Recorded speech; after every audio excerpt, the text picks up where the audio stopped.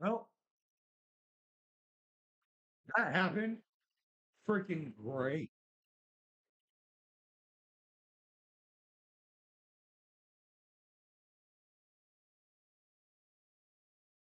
Yeah, my daughter, my 3-year-old decided to unplug my Wi-Fi router. So we went bye-bye. Thank you. And I did see what you said. Uh, while the stream was crashing. I know you had my back. I know you had the faith. Everybody else didn't have the faith. You had the faith. We're gonna give it a few minutes to see if more people want to join, and then we're gonna get right back into it. So where I don't know where it cut off in the video. Did it get to me showing the FNAF 3 stuff?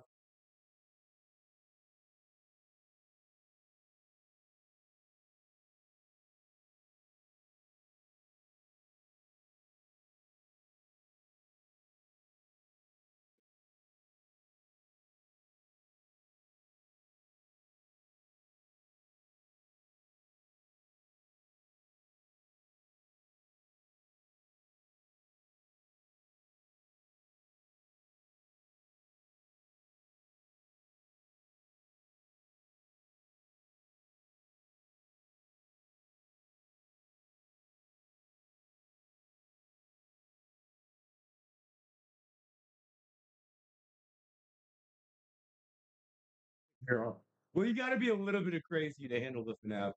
All right. Dang, man, I had like 5 whole viewers at the same time. I think that's like one of the like best showings I've ever had. Now we're stuck right back. It's all right. It's all right.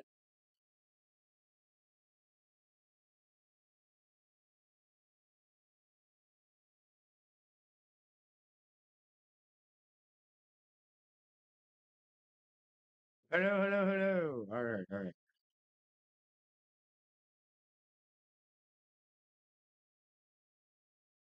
Yeah, my daughter unplugged my Wi-Fi router, so that happened. Um, yeah. Anyways, the main thing I was trying to show right there, I don't know how far it got with the FNAF 3 stuff, but there's a digital bunny in the FNAF 3 minigames. There's a Chica that goes around delivering cupcakes as if she's on roller skates. In Mangle's quest, there's these stars in the background, which is supposed to be representative of David.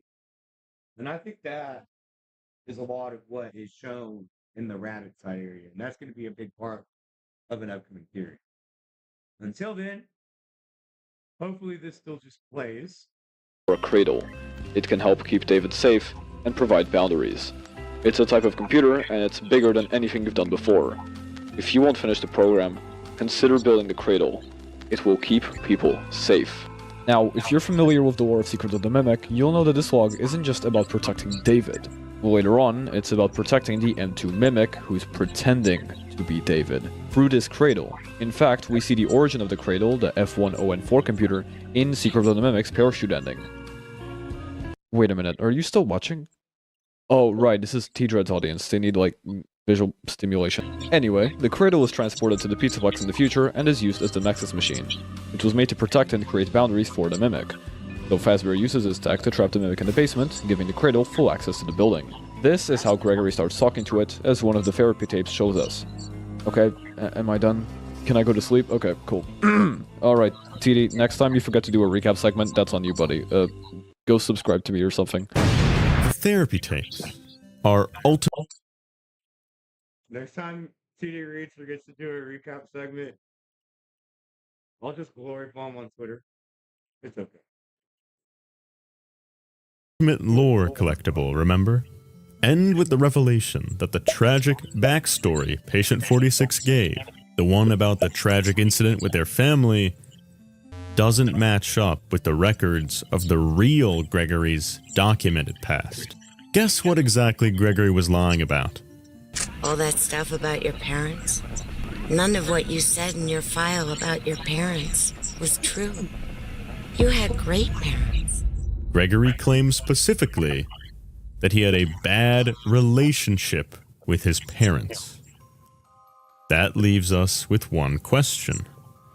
If these stories don't belong to Gregory, who do they belong to? Well, like everything so far, this fits with David Murray.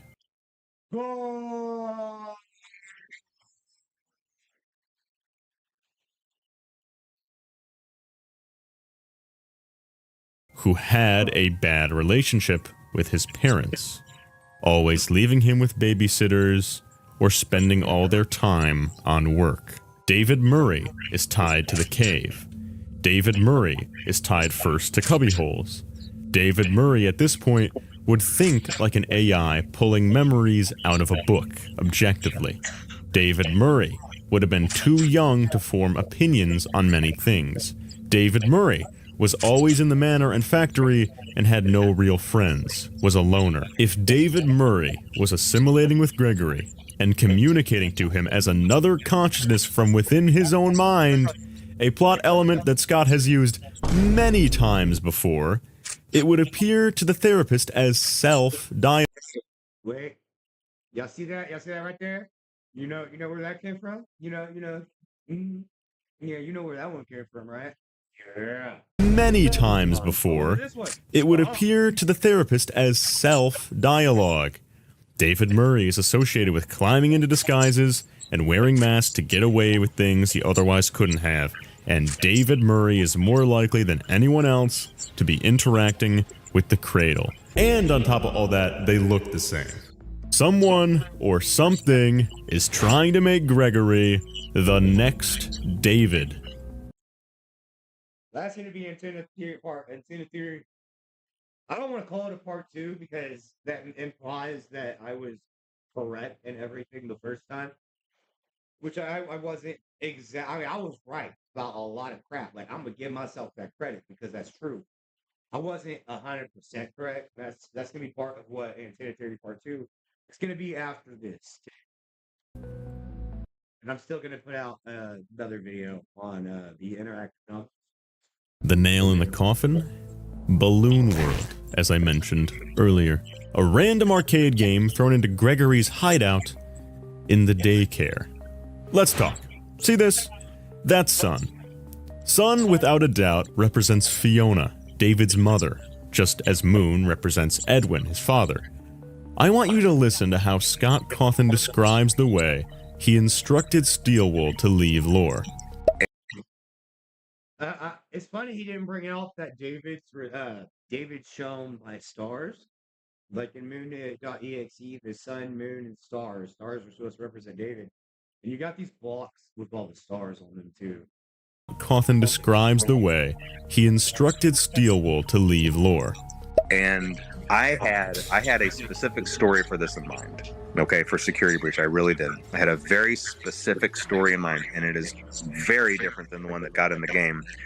And I think a part of that is the way that I conveyed that to Steelwool, because what I was trying to do was I was trying to tell Steelwool to do specific things throughout the game, put specific items in specific places, have specific characters do certain things, meanwhile not telling them what the story plot was. Because in my head, I was thinking, okay, when people find this, they will connect this to this to this, and it will all be revealed. Now then, going to Secret of the Mimic, we can all agree that Fiona is Mrs. Helpful, right? She is literally the voice of it. Well, I want you to listen to the very first thing Fiona says, paired with the very first thing that Sun does. A death-defying dive! A death-defying dive? Stretching it? No. Sun is also the head of arts and crafts in Help Wanted 2. Fiona was the artist and graphic designer for MCM. Sun asks Gregory, "Don't you want a puppet show?" And Fiona designed puppets for David. In the Endo Warehouse minigame, where you are literally programming memories into an endoskeleton to teach it how to be a convincing human child, one of those pairings is kicking a rubber ball and having a band-aid on your knee. And it's Sun that pops up and smiles when you're pairing the correct memories and teaching this AI how to act like a real kid. Just like how I smile when you teaching pops up I want to see if it shows skeleton to game where you find puppets for David. In the Endo Warehouse mini. Okay, so everything he's saying right here. Let's go back to what I said in the first stream about FNAF World happening in the brain, man in room 1280 showing scans in the brain. What is, like, there's a literal brain on this robot's face. Kicking a rubber ball. And it's Sun that popped this AI vibe, so this gets real kid. Just like how I smile when you hit like and subscribe, so this gets pushed to the algorithm and I make money. Now, like I said, I think Sun represents Fiona because of all that. I don't think she's literally in there, at least I hope not, but in Sun's room, we play Balloon World, where we enter a glitch to help us get further into the game, as Sun looms over us the whole time. When we enter the glitch, the demonic face of... Yeah, and then see, we got all the stars in the glitch as well, right? See what everyone's saying right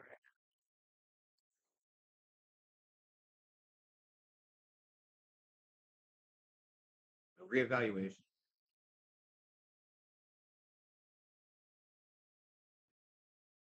What's up, Ross? My daughter unplugged the freaking, my daughter unplugged the router. That's what happened to the last stream. So, welcome back. Thank you for joining.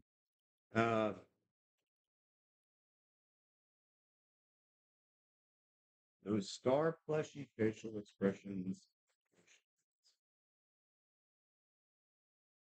Of Eclipse appears. Now, if Sun is Fiona, then Eclipse is certainly meant to represent David. And when Gregory, hiding out in the home of Fiona, David's mother, completes this game, the face of Eclipse comes up to the screen, dwarfing you, and says good night. It's the consciousness of David Murray pushing Gregory into the background through a game, just like Glitchtrap did with Vanessa in Help Wanted. So there you go. Gregory is meant to be the next David, and that makes sense because of all those connections that relate to David, because of Sun representing Fiona, and because, well, we know the Mimic storyline is part of the Security Breach era because the Mimic is in the game. But notice how I said the next, and not the second. Well, that's because we still have one dark-haired boy with a white striped shirt and a band-aid on his knee and a tendency to carry his favorite plush everywhere. And I'd be letting game theory down if I didn't tell you how the crying child is also another David. Let's start with the basics. In the New Game Plus ending of Secret of the Mimic, Fiona, David's robot mother, I can't believe I just said that, sends you up to the old manor to ask Edwin to fix their family. And with the glitch permission unlocked, you're able to do just that to her son, named Dave. Where do we do this? A bedroom. One with a familiar layout and familiar toys. One that will later become the basis for a room we all recognize. Thanks to the in-game emails and the timeline established in Curse of Dreadbear, we know this house that we're in, and that has this bedroom, is eventually repossessed by William Afton and rebuilt by 1983. This bedroom, it becomes the crying child's bedroom. Now, how do we fix David? Well, we guide him through positive, happy memories. Listen to the wording here. Do you remember how our story begins? We use this memory, placing ourselves in the roles of friends of the Freddy's characters, to remind this child named Dave, who lives in the FNAF 4 house, of a happy memory, and he is then made whole, signaled through an achievement with the description, "Fix what is broken." Language also used on Gregory. I think that starts right now. Right? I feel you are broken. Yep. Don't worry about And the crying child. You're broken. We are still your friends. Already we have way more than just a visual similarity.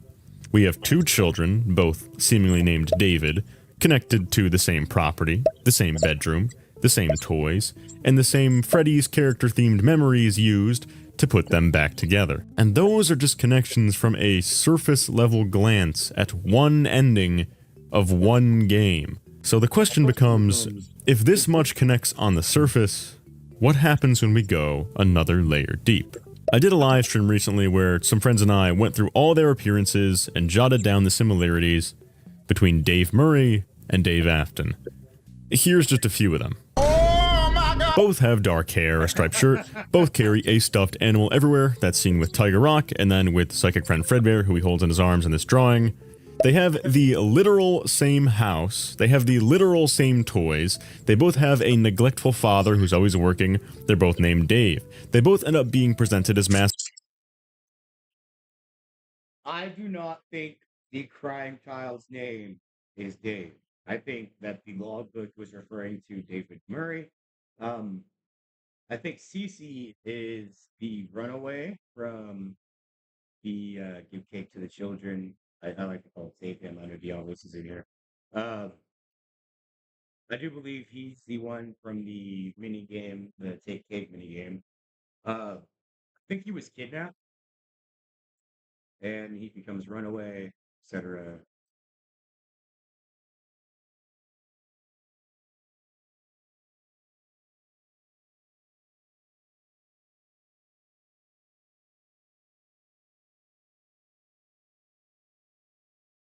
I don't think he was.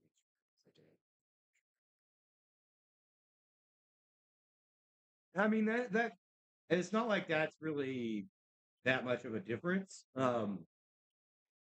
With the nightmare gameplay and even BV's room, even looking at Phobia, they had different levels in which they did these experiments, right? There was the sister location level where they experimented with the animatronics.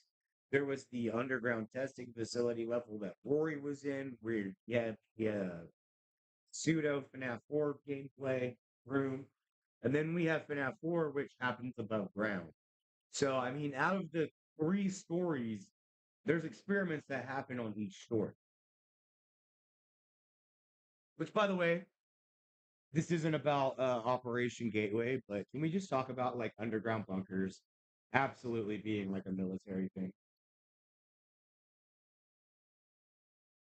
Mascot suits that teleport and cause hallucinations. First, David Murray with Tiger Rock, who downstairs teleports, causes hallucinations, and then Dave Afton, who, as Golden Freddy, teleports and causes hallucinations.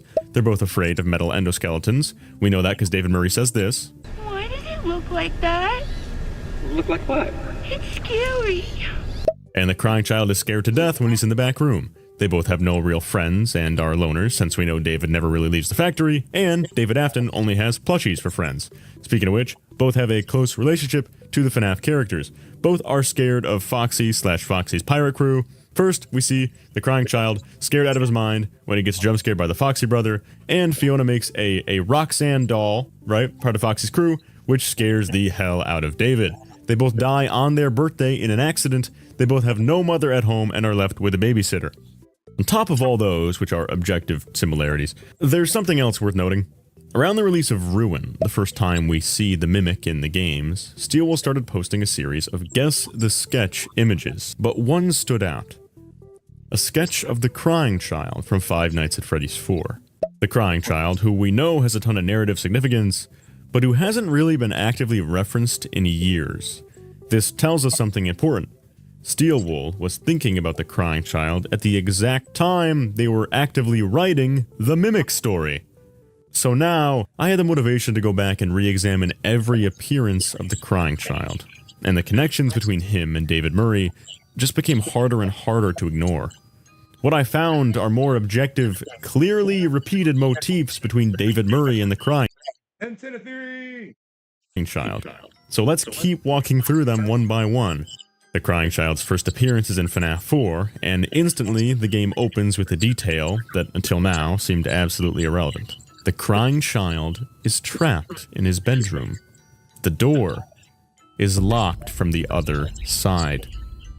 In other words, barred from the other side. That same phrase, barred from the other side, is used to describe how the player of Moon.exe, who represents David in one way or another, is locked in their bedroom. Alright, next. The house in these FNAF 4 minigames seems clearly different from the one Afton later rebuilds on the hill, but still, there's weird similarities. There's a grandfather clock in the hallway, like the one we'll later see in Edwin's version of the house, and we'll see a flower poster on the wall with 5 petals in this room and in Moon.exe.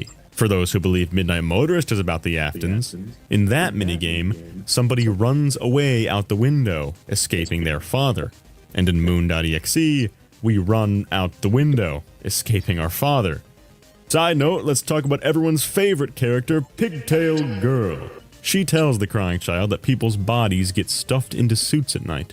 Something that never made sense to be a rumor in 1983 when FNAF 4 is set. Because, you know, we all believe the MCI to happen in 1985. But now, with Secret of the Mimic, we have a new possibility. Murray's costume manor, the one David Murray's story revolves around, has 12 entire teams of workers go missing, later found stuffed into suits. That rumor Pigtail Girl repeats would make sense to be happening now in 1983 if that incident had happened in the 1970s. So now we have all this imagery and the timeline lining these two games up suspiciously well. Obviously, as I alluded to earlier, a huge similarity lies in the language used during both David Murray and the Crying Child's arcs. In FNAF 4, the Crying Child is told that he's broken, that he needs to be fixed, and that he'll eventually be put back together. These are phrases that confuse the fandom for years, but now compare that to Secret of the Mimic. Fiona uses identical language when talking about her son. She wants Edwin to fix their family. It's not too late to fix our family. The final ending is centered on helping David recover his good memories and fixing what is broken. Even the way this putting back together starts is similar. In FNAF 4, the Crying Child hears these comforting phrases through his Fredbear doll, a Freddy's character who is presented as one of CC's friends. And in The Happiest Day, we're put into a different version of that terrible birthday party memory, where Freddy's characters, his friends, show up. Now, in the storybook ending of Secret of the Mimic, Fiona reads off a story involving the Freddy's gang, designed to help David Murray remember something important. Both kids get their feeling of comfort and rest in a memory told through the lens of being friends with the Freddy's characters, and both involve a calming voice guiding that child, using the same language. But why? Why is this a pattern? I've told this to so many of my FNAF tuber friends, all these connections, and many of them say that they're just parallels. They're just connections to be cool. And I couldn't think of too great of a comeback to that. So I went outside, and I walked up the hill, and The laws of physics are going to be consistent regardless. In a series, if something is possible within its canon, it's possible among the laws that it follows. Where's that?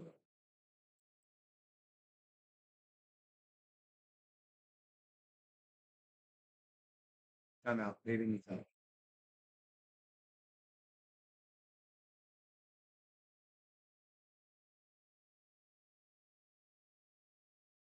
Love you. You want some of my drink? I'm gonna say no when I still taste it. All right, go back inside, okay?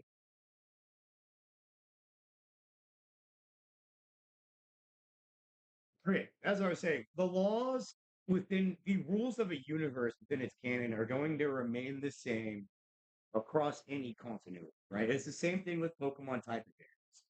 Water is going to beat fire in a type advantage, whether it's the Pokemon manga, the Pokemon game, or the Pokemon anime.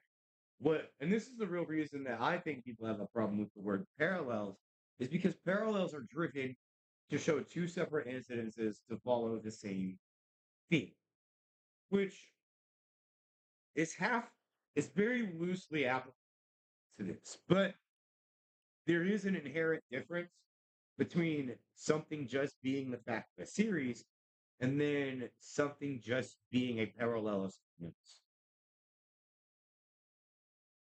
I talked to the wise elder Unwithered Tree.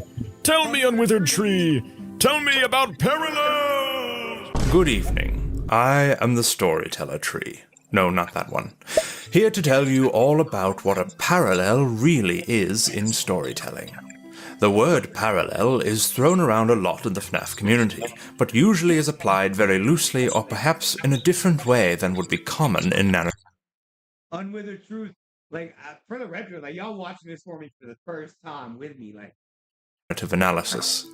Usually in FNAF, people use the word parallel to just mean similar or the same. And while similarities are of course important to something being considered a parallel, that's not where the definition ends. Narrative parallels, whether it be through similarities of characters, plots, themes, or symbolic imagery, are used to inform the audience about how two elements of a story relate to one another, usually through contrast or comparison. Usually in FNAF we're only focusing on character parallels, so let's stick with that for now. By giving two characters similar roles in the story, or having them endure similar things, we can often learn something about both characters by viewing how each handles their role differently or indeed similarly. Having two young boys grow up on a desert planet, be skilled pilots from a young age.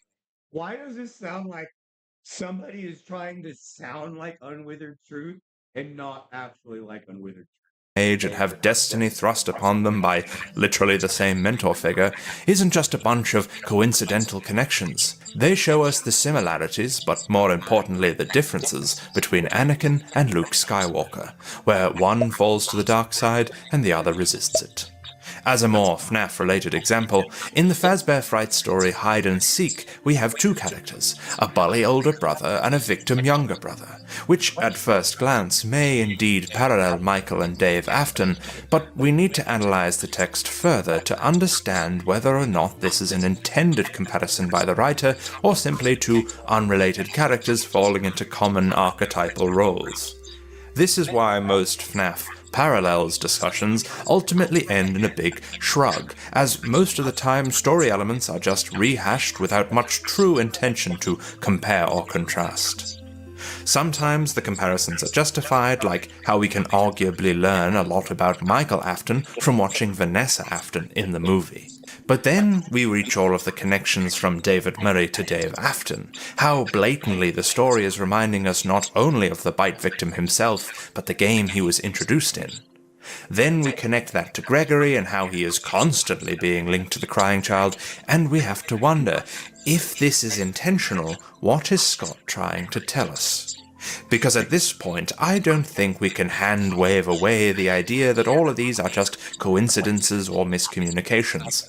Some people are screaming, "Parallels!" from the rooftops, but are these parallels? Well, in some ways, yes. David Murray is a neglected boy with a soft toy plush who has an inventor father, which is similar to Dave Afton. I said that. Well, not the part about David, but like parallels. But if these similarities are purely narrative and in no way literal in-universe connections, what are we supposed to learn about the boys through these comparisons? Some may argue that by evoking the bite victim through David or Gregory, we are supposed to import our sympathies for Dave Afton into the modern story, but that doesn't really work for Gregory considering how his similarities are more visual than characteristic, and we're given plenty of reason in the text to feel bad for David Murray, so the link there is unnecessary, if that's the intention. Both Dave and David are seemingly being put back together by their parental figures, but again, that's a comparison, not a takeaway from comparison. Maybe we're still missing the pieces as to why this comparison is being drawn, but right now, considering the supposed parallels are direct. I don't think we're missing any of the pieces. I think the pieces are broken up through different mediums. We just have to be able to find it. This is what you understand.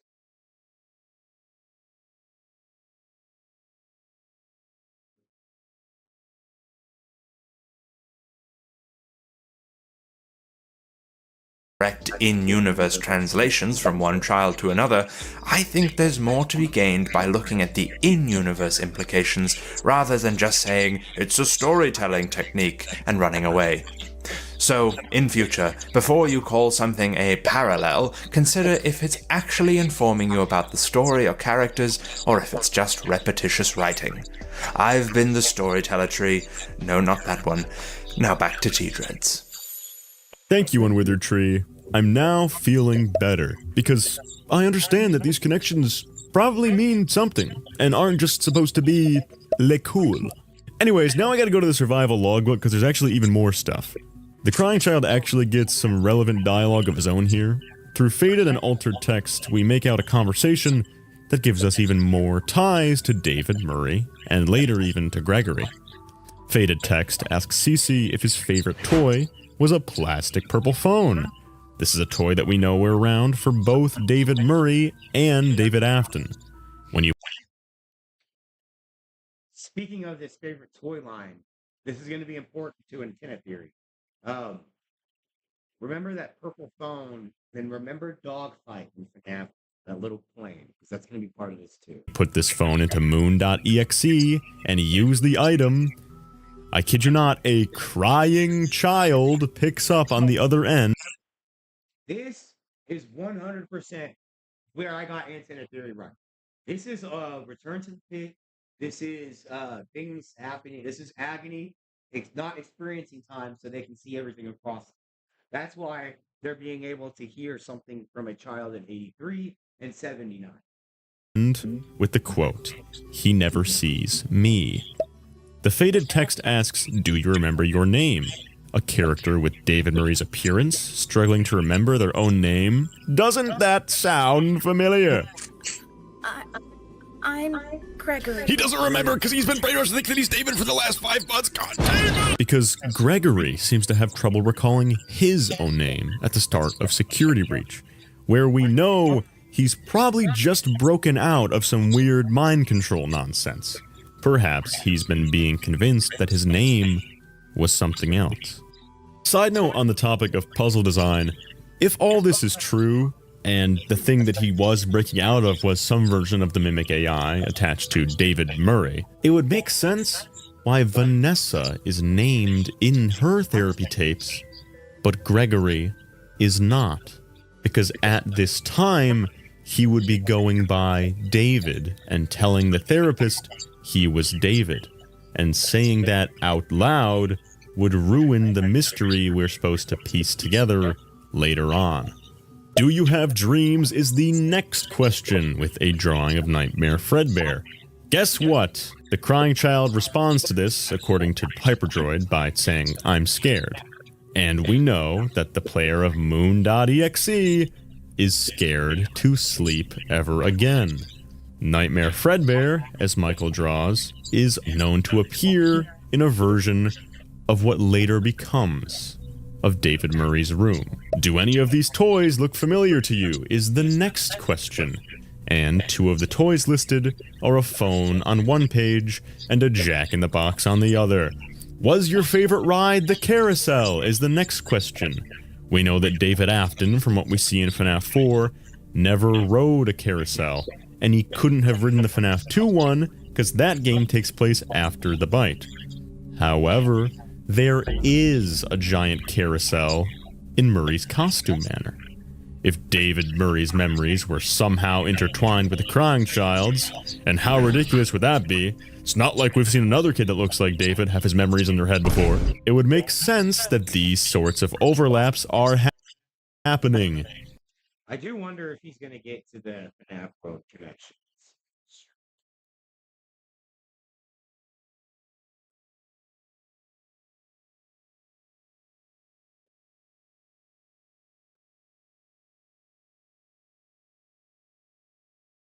Do you miss them? Is the next question. Underneath that question is an image of Foxy writing a note on a desk. Well, guess what? In Moon.exe, sure enough, there's a note on a desk begging the moon to bring back the sun, implying that the writer of that note Mrs. the Sun. Admittedly, Foxy works better as a Michael stand-in, but we can still use it for David, because Steelwood decided to throw a random piece of graffiti in Ruin that literally says, David, run Fox, run. The party was for you is the final statement. And we know that there were parties for both David and the crying child on the day of their deaths. What the hell is going on? Cece looks like David, has the same personality traits as David, has similar relationships to David, has a possession that functions exactly the same as David's, is soothed by the same kinds of things as David, has memories that seem to fit better with David, lives on the same property as David, owns things that David owned, probably shares a name with David. What is happening? I have had people tell me that all of this, all the last, however many minutes you've been watching this video, all of those connections between Gregory, David, and Cece mean nothing. That Scott just set the game to end with a robot kid climbing out of a closet from FNAF 4 because it was cool. Scott knows about Gregbot. I hear he solved a security breach. Oh, he solves a lot of things. I feel like he's solved security breach like 3 or 4 times at this point. And I'm so proud of him. Thank goodness someone did, because let me tell you, that was not me. The man who did not solve security breach, this guy, right? If he wanted to steer the fandom away from that course because it was completely wrong, he certainly could have done so. If he wanted to steer us away from that line of thinking, he shouldn't have set the game to end in the crying child's room. Now, admittedly, Gregory being another David is easier to swallow, because we know the Mimic story arc is directly tied to the things we see in the security breach era. But what about the crying child? How could David's consciousness possibly be in him? And why? Well, to answer that, let me bring you back to something that's quite contentious at the moment. The books. John from FNAF, long before Secret of the Mimic ever released, made this connection. The Silver Eyes trilogy were the first ever FNAF books to be released, and on a very basic level, the first book is about a group of friends who go and explore a mall that was built on top of an old Freddy's Pizzeria. While they explore the old pizzeria, they have a run-in with William Afton, aka Springtrap. That sounds just like what happens in Security Breach. We explore a mall that was built on top of an old Freddy's Pizzeria, and while exploring the pizzeria, we have a run-in with Springtrap. So if Security Breach is the first book, what's the second book about? In the second book, The Twisted Ones, a tornado hit the town and the mall is now destroyed. We learned that the mall was set to be demolished, but because of the tornado, the demolition was put on pause. As I kept rereading this book, the connections to what we saw in Ruin kept piling up. And given the plot of Secret of the Mimic, John was way more on point than he knew. In the fourth closet, the game that Secret of the Mimic would parallel if John's pattern recognition was correct, Henry, a genius inventor, suffers the loss of his child.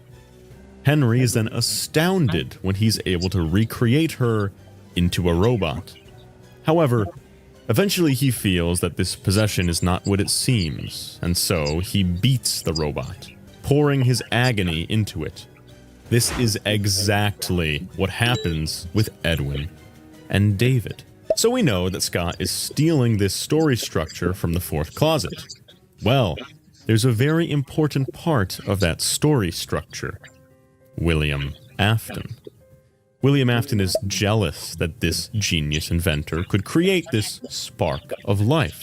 And so, Afton makes it his sole effort to find these rebuilt versions of Charlie and... If he leads us into what's under the tarp, we party.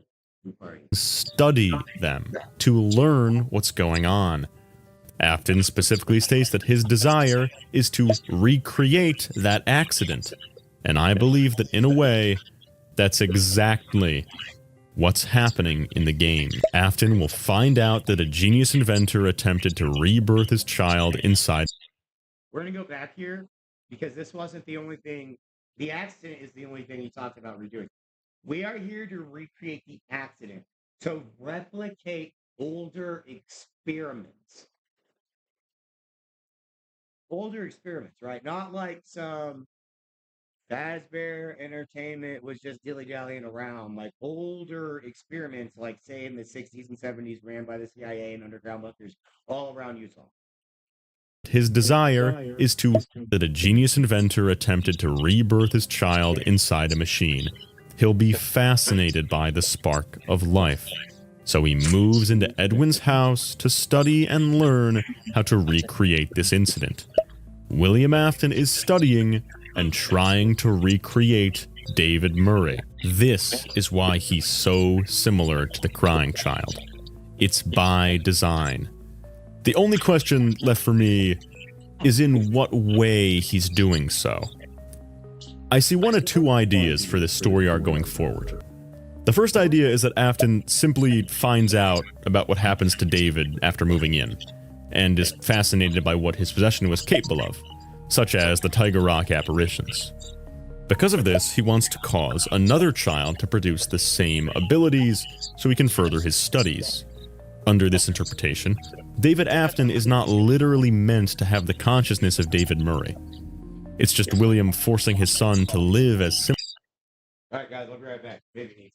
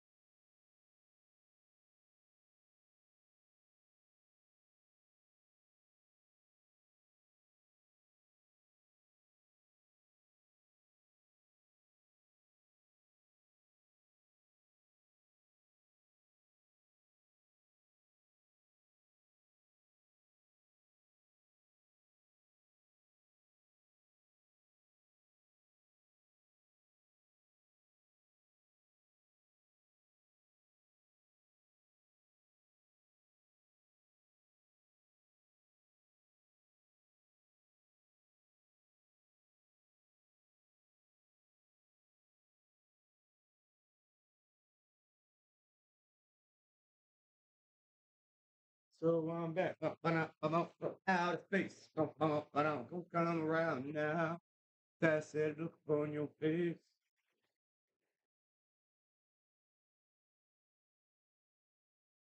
Who would have guessed? Absolute cinematenna. I agree. I agree. Some say he is still gone to this day. No, I'm already back, my guy.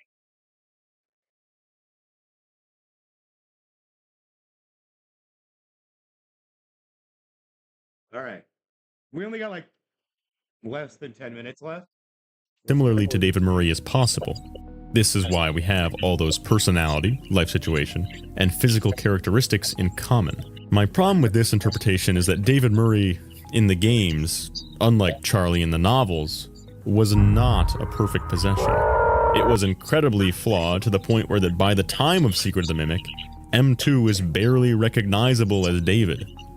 What I think is more likely here is that Afton, and likely Fiona, are trying to rebirth the actual David Murray's consciousness and give it a new vessel in the crying child. In this interpretation, rather than Afton going out of his way to recreate a possession that was unsuccessful, he's instead fixing and completing the broken possession.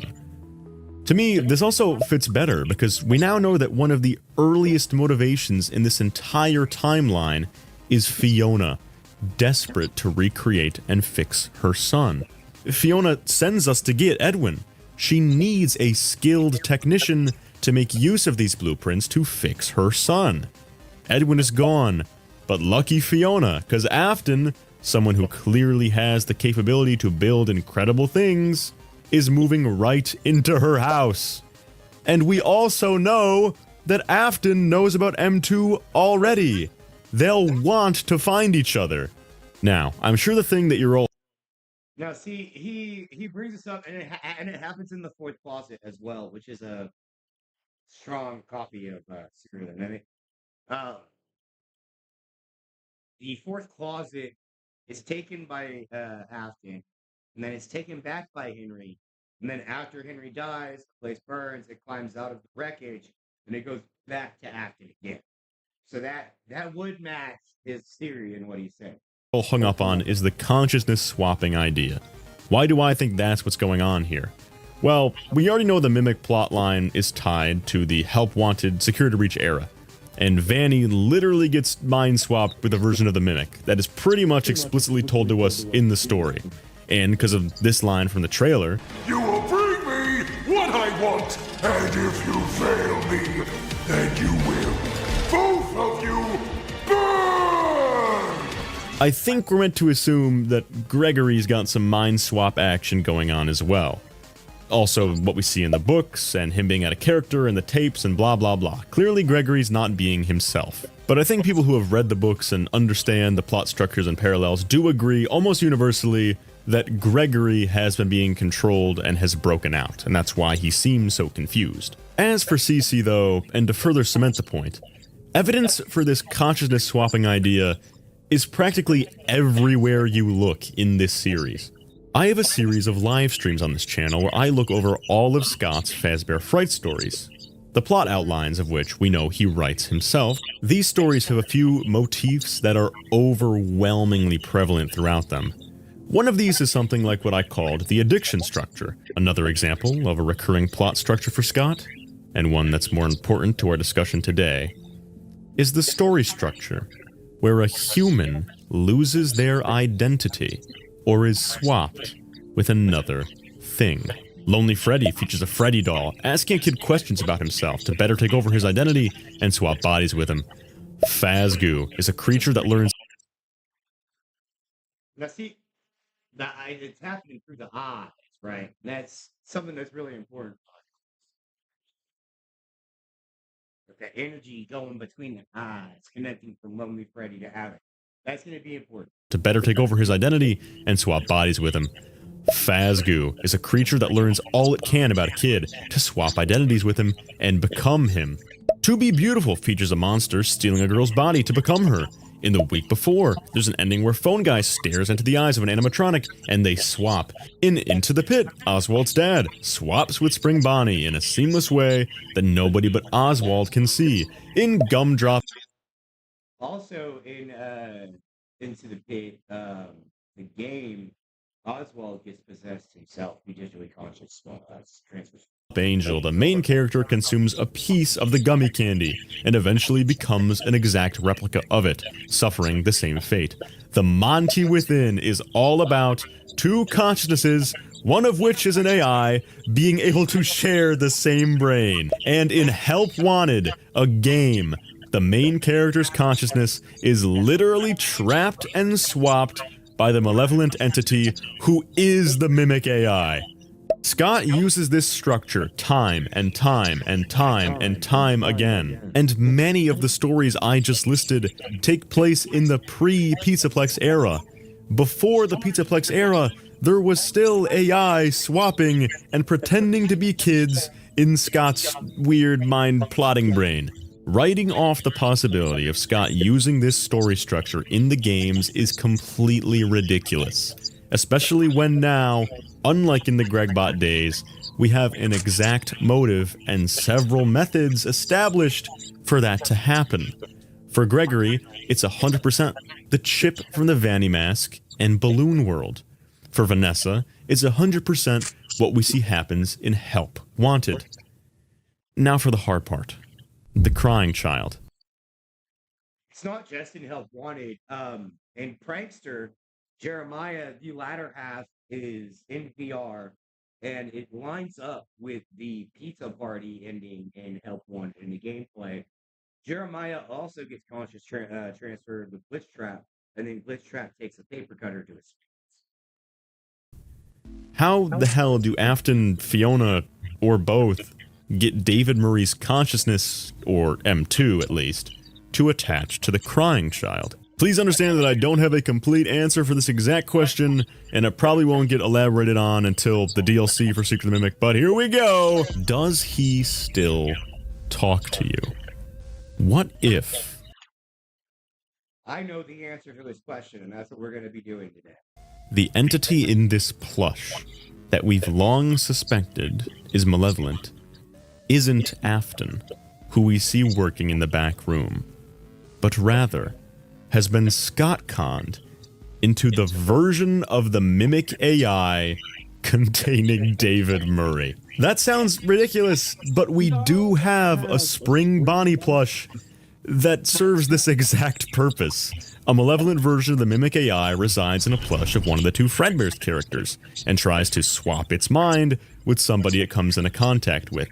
And we know that Edwin developed a line of plushies with black, white dotted eyes that repeat phrases back to you, and that are described as your only friend. It would also mean that a Freddy doll is asking a child things about his identity to steal his consciousness, which would mean that MatPat's Lonely Freddy theory was right. Psychic Friend Fredbear is just the game's version of a Lonely Freddy. Now, admittedly, that's the biggest stretch I've made so far. That's not a big stretch. I think saying games version is kind of off. Throughout time, and this happens in the real world, our technology advances, right? Like, for instance, the smartphone. We didn't used to have these phones with these cases that were flat. We used to have the brick Nokia phones that were somehow way sturdier than these phones nowadays. But just like technology advanced to where we got to the smartphone, technology advances throughout the games too. Because it is going from the now 1979 all the way into like 2020, 2030s maybe. We're going to go. I do think it's still the same thing. I still think it's the same premise as a Lonely Freddy. But the way it happens is different. Far, and like I said, I feel locked in on an answer for Gregory, and I'm certain Cece has got to be involved, otherwise Scott wouldn't have thrown 20 references to him in the game, but I have no idea yet how exactly the crying child gets M2 attached to him. We'll have to wait for the future stuff. But to those who disagree so far, I offer a challenge. Let's say that unlike what many of my content creator buddies think, you don't simply think that all of these connections I've listed for the past like 40 minutes are just to be cool, are just to be, oh hey, I remember the crying child. Cool that they're also named all the same, I'm so mad. Let's say you think these connections are intentional, and keep in mind the wise words of the unwithered tree. What do you think is a more likely direction for Scott to take here? If he is deliberately calling our attention to connect David and Cece and Gregory in that order, and making them so similar as he is, and having the motif within Secret of the Mimic with, oh my goodness, the same situation is repeating 200 times. What do you think could possibly be a more likely story direction for Scott Cawthon to take based on his writing history than what I've listed here?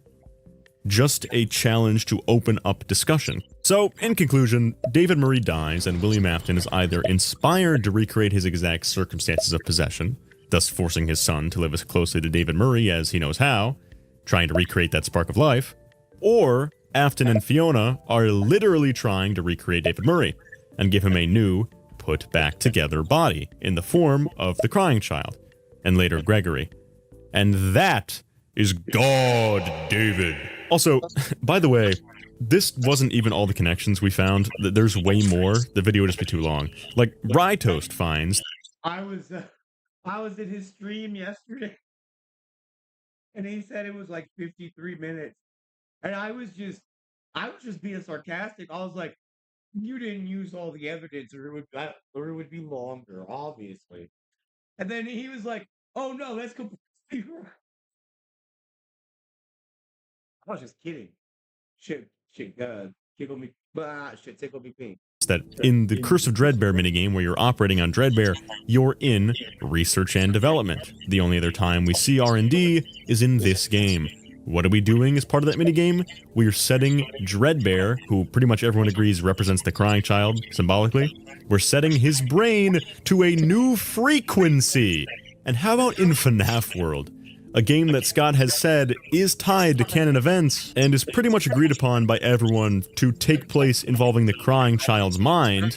Well, funny that in the crying child's mind, in the carnival section, there's a giant metal owl with heterochromia, the exact thing that David is represented by in the story Tiger Rock.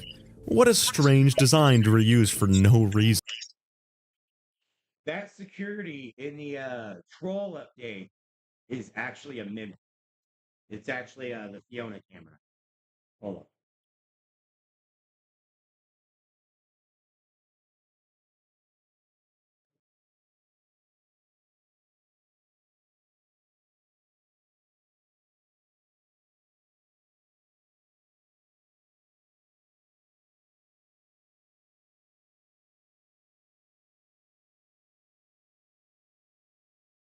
Yeah. We're gonna play this today.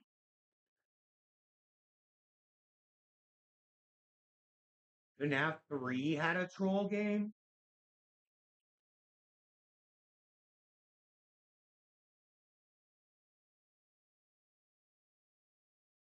Hold on. Hold on.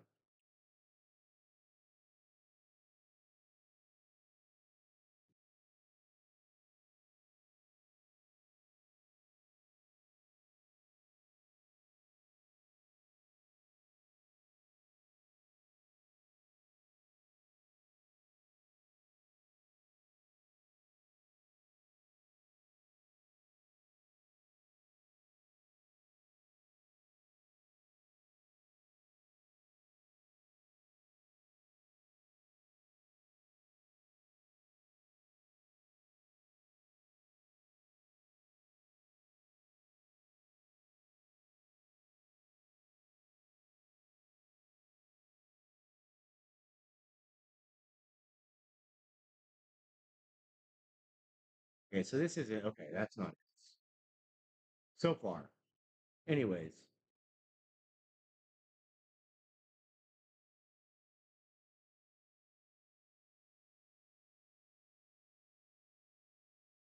There we go. Right? Where's it at? Where's that? Right here. Nope. Right here, right? Look, it has this is security, which is the heterochromatic owl. It has the battery in the chest port, and then it has one of Fiona's cameras from the cradle as a head. And that head has an antenna, baby.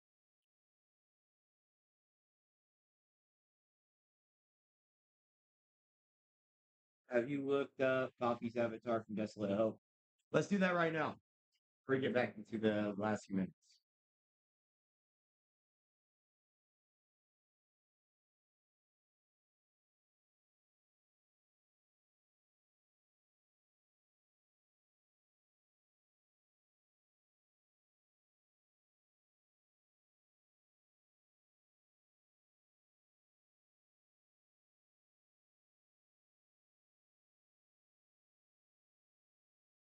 Has an antenna. Let's go.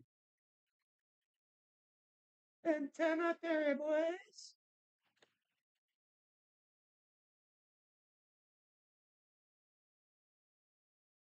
Was that what I was supposed to see? Was I supposed to see the antenna?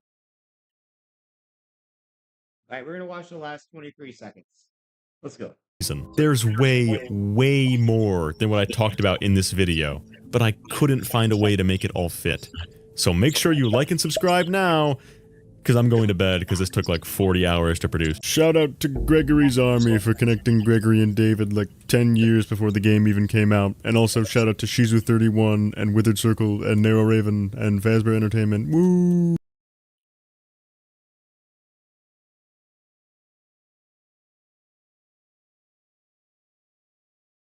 Of course not. Nothing in this. Alrighty then. It is time, my guys.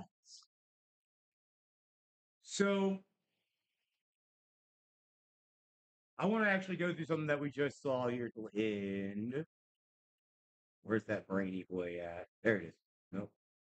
There we go. Are literally trying to of the crime. David Moore operating on Dreadbear. You're in research and development. The only other time we see R&D is in this game. What are we doing as part of that mini? You're messing with his brain. Now, let's pay attention to what TDreads says, because we're about to get into Intended Theory Part 2. Game, we're setting Dreadbear, who pretty much everyone agrees represents the crying child, symbolically. We're setting his brain to a new frequency. Stop right there. So, what I'm going to do for this, and y'all are about to see, like, all my screenshots. I don't have anything bad, so I have nothing to fucking as if you can read all these tiny little things.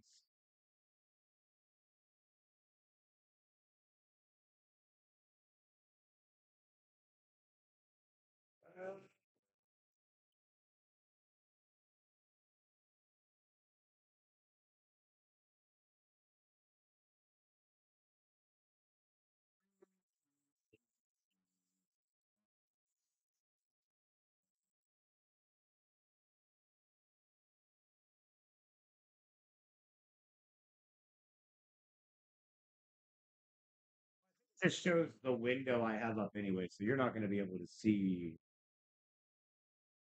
my shit. Like I said, I don't care if y'all did. I don't do anything. Okay. So, figured out how I'm going to do this.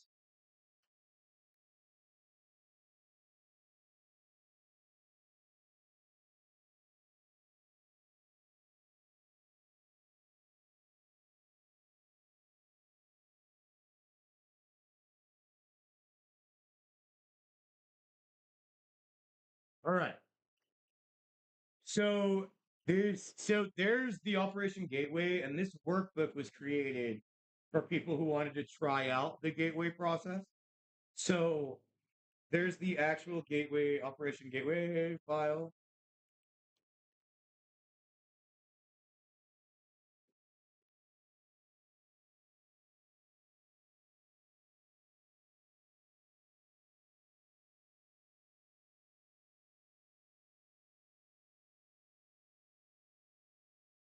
There we go. So this is what we're gonna do. Right. What they do in Operation Gateway is they do the same thing of aligning the human brain to frequencies. This is called a frequency following response, FFR. What that is that they in this experiment they played audio noises, and those audio noises were supposed to have the same frequency as a human brain wavelength, and then they were trying to get it in tune with the audio in the brain so that they were matching the same frequency.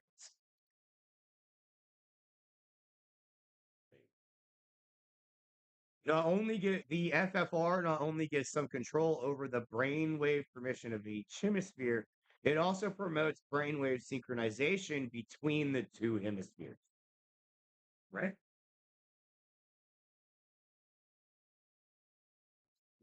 Now I just want to look at this. Now I brought this up in previous videos and posts before, right? But to do this frequency following response, they use very specific things, right? The first one's going to be wind slipping through trees, or several patterns going on at once, static, waves rolling along the beach.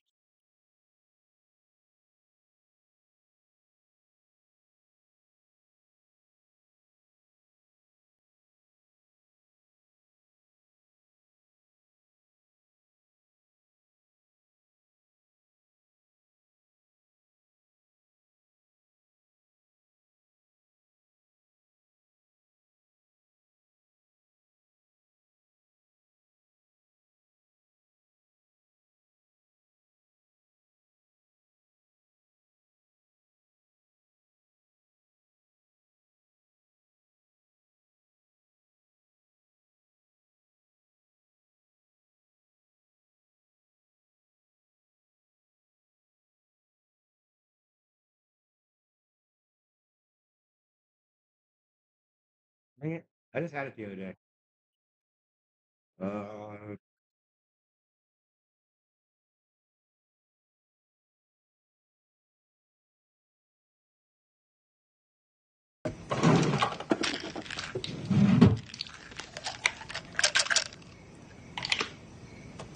yeah. Okay. So right here, we're gonna pay attention. Like I just want to point out, he is going to lay down. He is relaxing himself.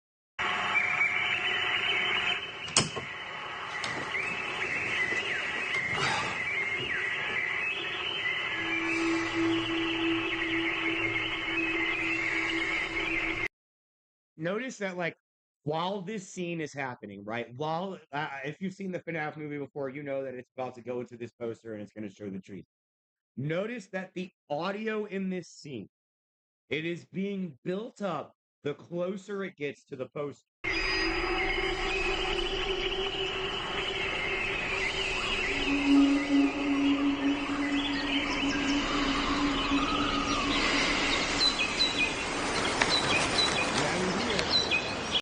Right now, you start to hear the wind going through the trees.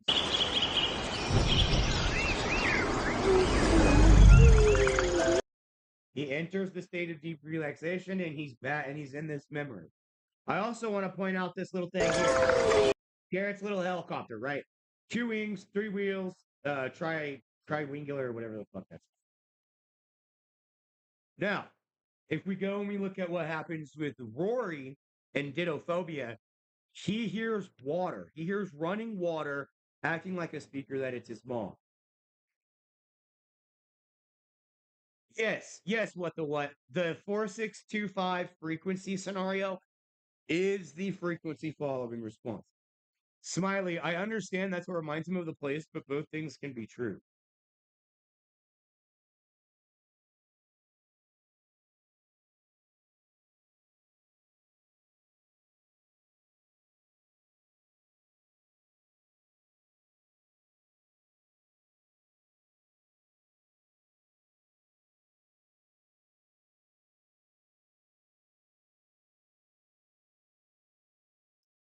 Now that I have that, I'm not gonna go full on into the CIA right now. But now that I've laid that down for the frequency thing, like they're using audio to align the brain to a frequency. Let's remember that, right?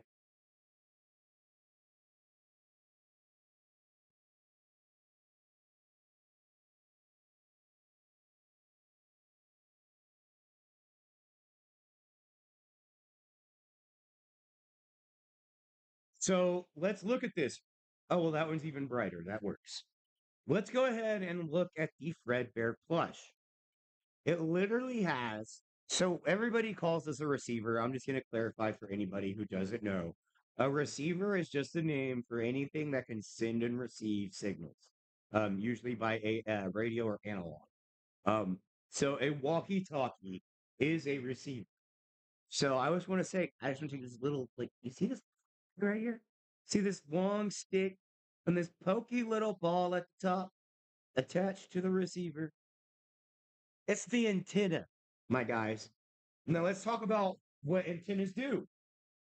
They send sound waves, or well, they send signals as frequencies, and they receive signals as frequencies. A little bit of a black shade. That's right.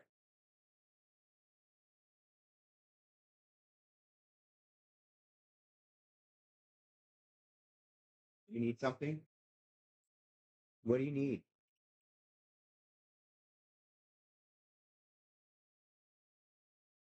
What's up?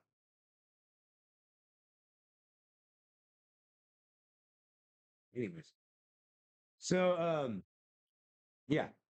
The receiver, which puts out audio noise, is putting in frequencies, right? If we look at what happened in the real Jake, his energy ended up getting transferred to the real Jake because of the stories he would tell with his dad every night. And that positive energy over time got transferred to the Simon doll.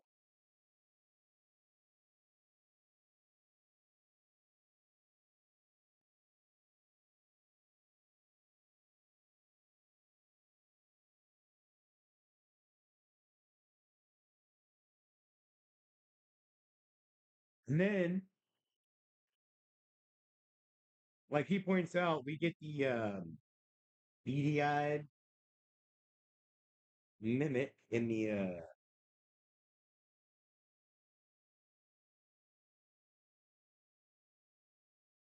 that's a wild sentence out of context. See Scrap Baby? Does she have antennas? Let's see if Scrap Baby has them.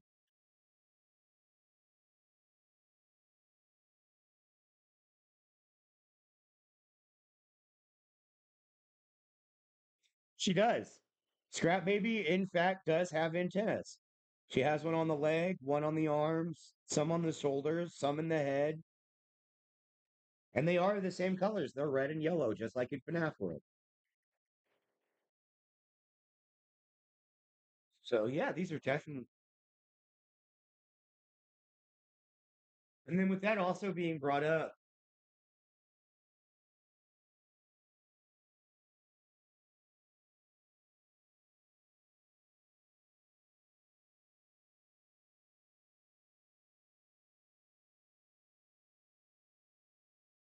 the circus baby herself also had antennas, but also like Dolly, she had the air hose attachment in her hand.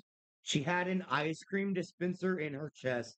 She had a song data bank, which was to lure the mimic was lured by noises. And then it also had an emergency stop to force the suit to not be able to move outside of its own program or inside of its own program. So it could stop it from moving even if it wanted. And I think that Circus Baby wasn't built to capture kids. I think Circus Baby was built to capture the M2 mimic. Instead, Elizabeth got there early and didn't listen to her father.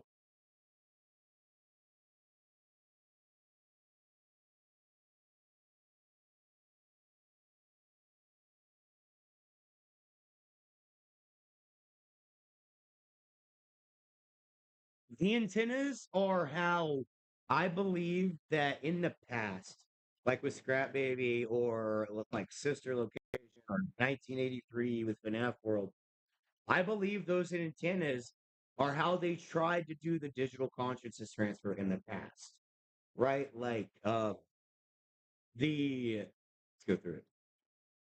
Let's go back. What would happen is that the frequency while the Fredbear plush is talking to Cece, right, through that, the sound waves, the frequencies are coming from this antenna, right? Like I said, it's exactly the antenna in FNAF World. And then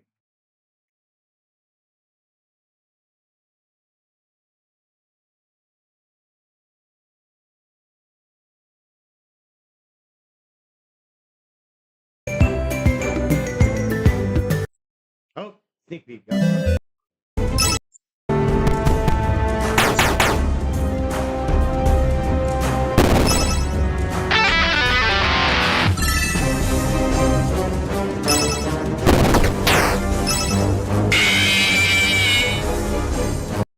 Jesus, you're loud. Damn.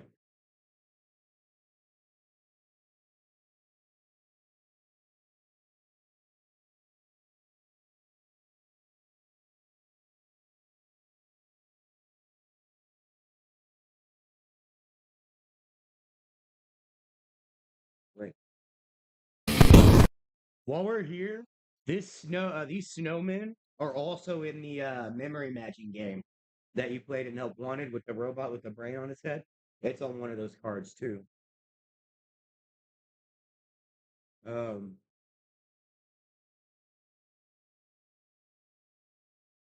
of all the things I found with antennas.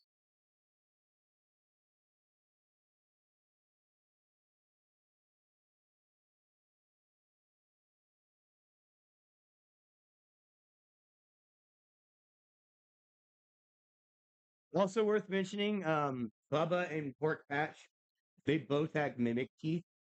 Um, not to get confused with the FNAF 2 Windows teeth. As you can see, these teeth go straight by, 5 in a row. They do not go back at all. While the other endo's teeth go like 3 or 4 in a row, and then they shoot back a few extra more teeth, which I called that. But yeah, hey, look, this is actually a perfect place to stop. Right here at the bottom with the mimic ball, it has the antenna, right? And notice that whenever it mimics, the antenna.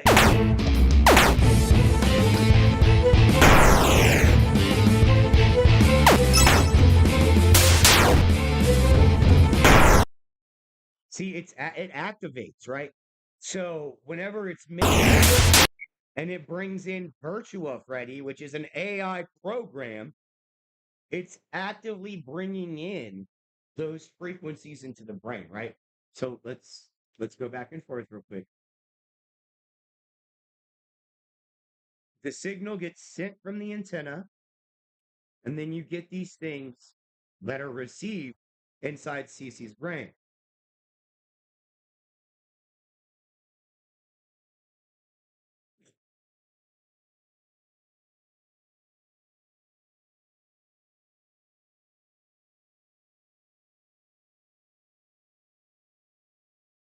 Now we are gonna look.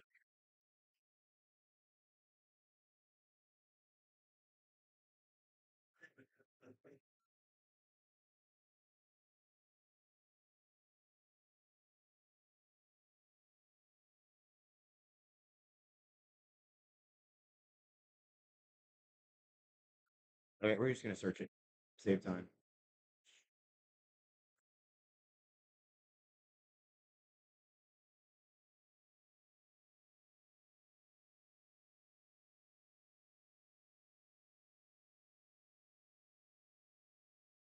All right, so it's down here. Just have 3 blind scan images of the place and play a look. All right. These are the coronal, sagittal, and cross-sectional scans of the man's brain. You see the same thing in all of them. Our brains have 4 lobes: the frontal, the parietal, the occipital, and the temporal. She tapped areas on each of the scans. Here is the answer. We were given the answer in Man and Baby. This is what I told you guys we were going to come back to. Let me make sure we get this zoomed in a bit. Unless a brain has a tumor or damage from a trauma like an injury or a stroke, signals in each of the 4 lobes should be relatively coherent. What this is telling us is if you damage a lobe, the signals in the brain are no longer coherent. And let's see what happens. 1983, a crime child gets bit in the brain, and then FNAF World happens whenever the antenna signals get tried to be put into his brain. 1987, another frontal lobe is bit. They're trying to do it again. The bites aren't accidents, they are intentional parts of this experiment. Which, by the way, leads me to, which is the reason I believe Fiona or F10 killed David, right? Because let's look at the Fiona killed David because in the 4th closet, my brain's died. Just went on a rant, lost it.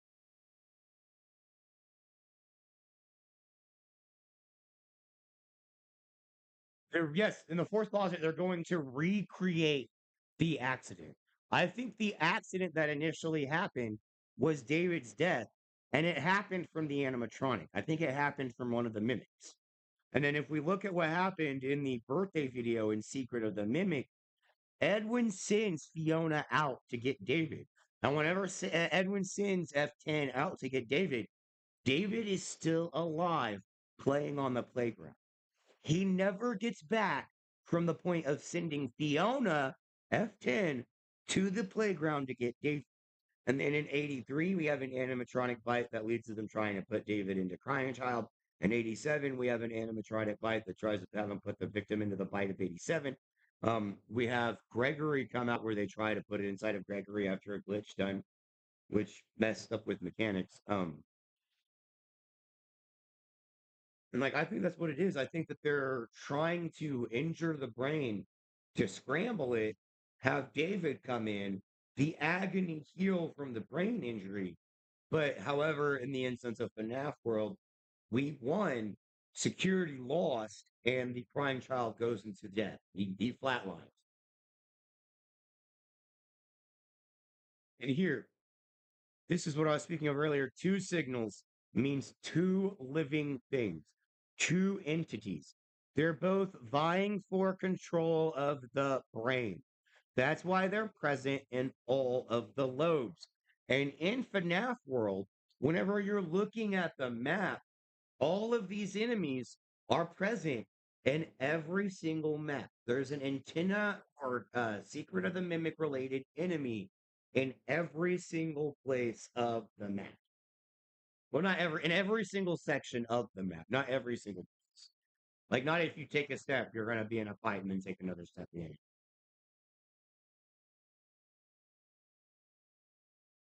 How can one brain have competing signals? It's the very playground of evil.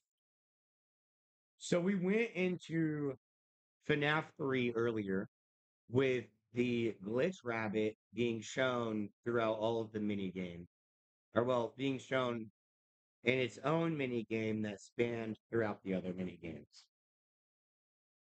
Then we get Afton existing as a charge in a brain. He leaves after this. He ends up blowing up at the distribution center.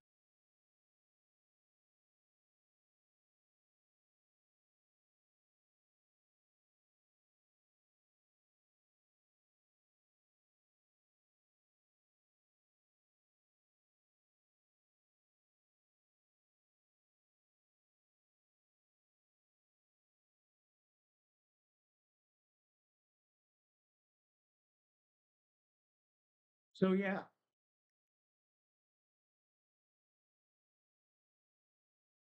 exactly what the what. Isn't that crazy that it just came to be so important out of nowhere?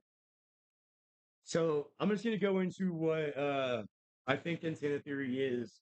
I'm gonna start with what I got wrong. Um, while yeah, there is the part with the phone and Mooney XE where you can hear the crying child in the future. My guess for Antenna Theory was that we were going to get the crying child more prevalent in Secret of the Mimic through time travel, such as like Into the Pit, Return to. I wasn't I wasn't completely off in the fact that these things still happen. They're still part of everything. The antennas are still part of it. But the deal is how this is what TDreads asked. How is he trying to bring David back? Well, it evolves over time, with the first part being that he's trying to bring David back in FNAF world by using audio signals through the walkie-talkie to send those frequencies into the crying child's brain after it's been scrambled from the bite, right? So, bite the crying child, scramble his brain, sending the signals take over his brain. That was that goal. It did not work because we as the player won in FNAF World, we defeated security. The crying child was able to move on, and he died. Not to say that his agony moved on after he was shattered from the bite, but he did move on from the FNAF World scenario. Well, guys, I am going to call it a wrap. Already done about 2 hours today. About an hour and a half on this one, maybe like 20 to 30 minutes on the other one. If you have any questions, feel free to ask real quick. I'll give a few minutes for you guys to ask anything. And then I'm going to edit the second part of this and make it into a video, and hopefully TDreads will see it. And we can go into how, um, and I'm going to go into how Antenna Theory Part 2 answers that. Tomorrow, like I said at the beginning of the first stream, I am going to be working on putting together the interactive novels video. But if I get the editing done before it's too late in the night tomorrow, I will post the video tomorrow. If not, I will post it after work on Tuesday. Well, no, because I work all day Tuesday. So after I get off work Tuesday, I'll make sure I have the editing finished. And then Wednesday during the daytime, I'll and that's only depending on how long it takes. Thank you so much, What the What. I need favors from you three or anybody who watches this. I need you guys to help me. First, go. I already know some of you guys have. I'm gonna ask that you go art react my stream suggestion or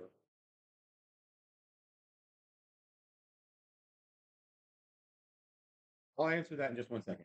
Um, if you can, if you're already in Nervous's Discord, or if you haven't, go join it. Like the stream suggestion, react to it. Go watch GodDavid and TDreads. Watch it in its entirety. Like it. Go comment on there on what you think about his theory first. Do not bring me up in your first comment. But after you make your first comment about your own, hit up another comment where you're like, hey, Theory Chum's about to push out the corrected intended theory. You should check it out. Okay. What the what? Yeah, I saw that. You got me with green heart. I appreciate you. My least favorite lore development from Secret of the Mimic. Let's see.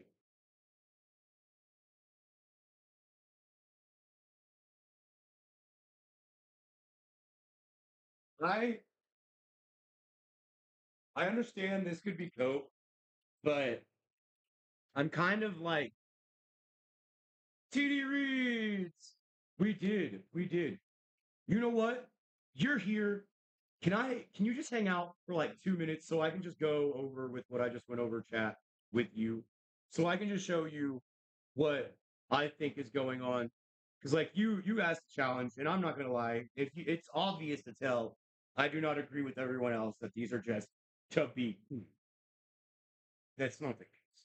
But if you just hang out here for like 2 minutes, my guy, I will go over what I just did, revamping into it.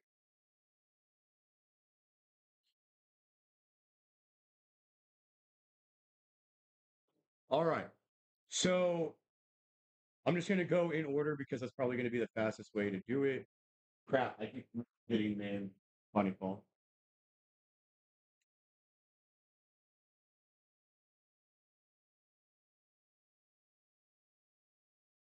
We're gonna have to search it again.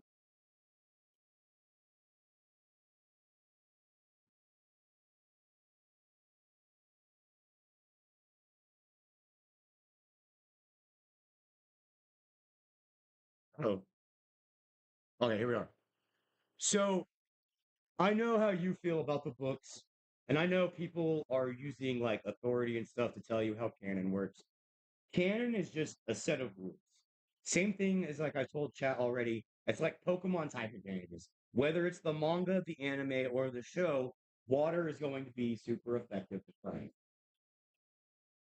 He's probably a cyber girl. Water is going to be super effective to fire. That's a canon fact in Pokemon. It crosses all the series. So Nurse Ackerman, Father Blood, William Afton being in Heracles Hospital, none of that has to exist. But the science and what it tells us is the premise that matters, right? So I want to go over again. Nurse Ackerman says our brains have four lobes: the frontal, parietal, occipital, and temporal. And here's the big part. This is what I'm saying. Unless a brain has tumor or damage from a trauma like an injury or damage from a trauma like an injury or stroke, signals in each of the four brains should be relatively coherent. These signals that they're talking about are the frequencies. This is how they're doing it. Although this man shows no signs of tumors or brain injury, the lobe signals aren't coherent. And by them not being coherent, we can go through. They're like, what do you mean? She says, two signals means two living things, two entities. They're vying for control of the brain. They're tormenting each other. So the signal is getting put into the brain, which in this case, in this book, it's Andrew and Afton. We know that it's Andrew tormenting Afton and they're fighting each other here. But in the case of Cece, right, we got the Fredbear plush And if we look at the receiver, it has the antenna. It has the antenna from the FNAF World creatures, and they're using these audios and it's putting the signal into the brain. Now, what happens in 1983? We can come back. She's not hurt. He just said she's okay. So, as it says here, there is an injury that scrambles the signals in the brain. 1983. The crying child gets bit, which leads to the coma, which leads to FNAF World, which leads to trying to put the signals into the crying child's brain. 1987. Um, I'm not even, I'm, for the sake of the argument, I'm just going to say 87 victim. 87 victim gets bit in the frontal lobe. This same thing happens, and we don't know what happens to them. The prankster epilogue. Jeremiah gets trapped in VR. He ends up damaging his own face like Parker did, and Glitchtrap is able to take over him, which is the pizza party thing. So I think what you're asking for, and like you're saying, you're wondering on how it happened. I think how it happened changed over time. I think that back in 1983, it was done by the receiver, the walkie-talkie on the Fredbear plush. It sent out signals from the antenna. Those signals put the monsters with the antennas and the Secret of the Mimic era creatures inside of FNAF World. I'm gonna go right back into this because it actually tells us this is exactly what happened.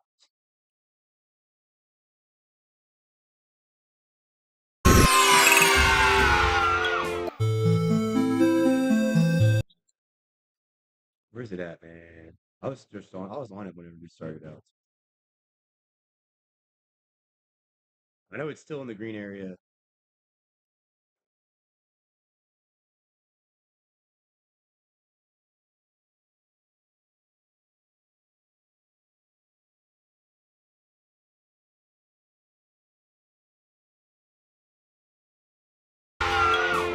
This is my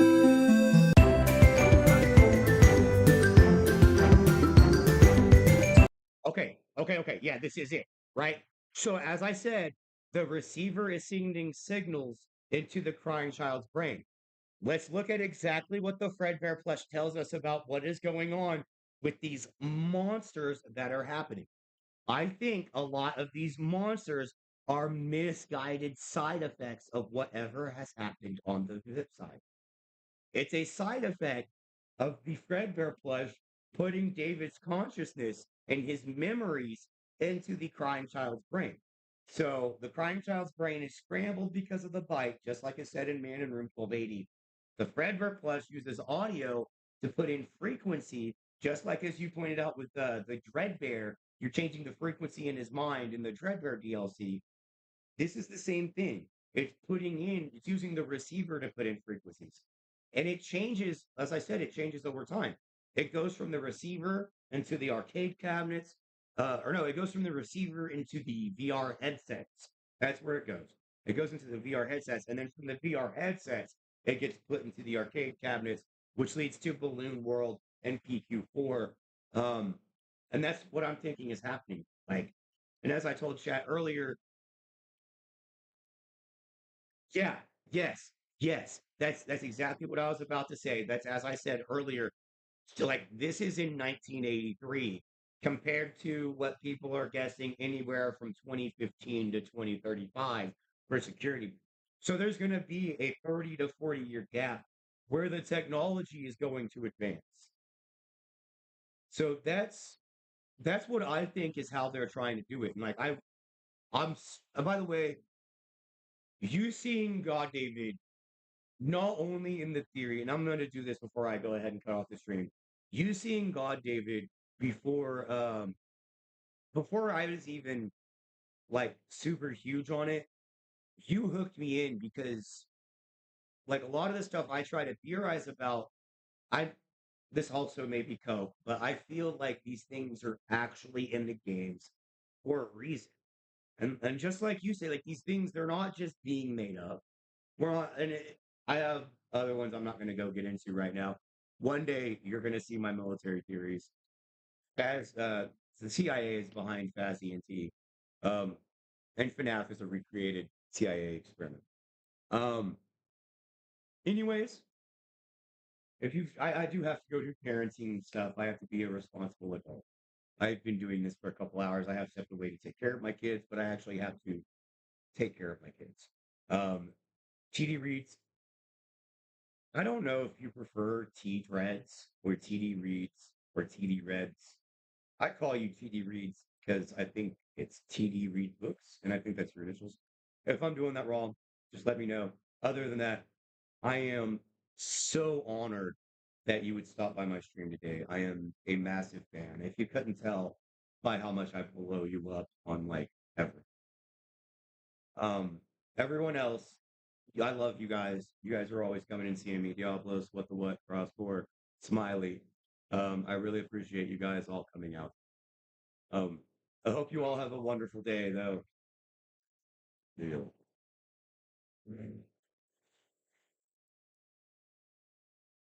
Wait. Don't tell him. Wait, don't tell him to watch the Theory Chum catalog yet. Wait for the Operation Gateway remake video with the Secret of the Mimic stuff. And then we're gonna bomb him to watch it. Right. You have a great night as well, TD Reads. Thank you guys.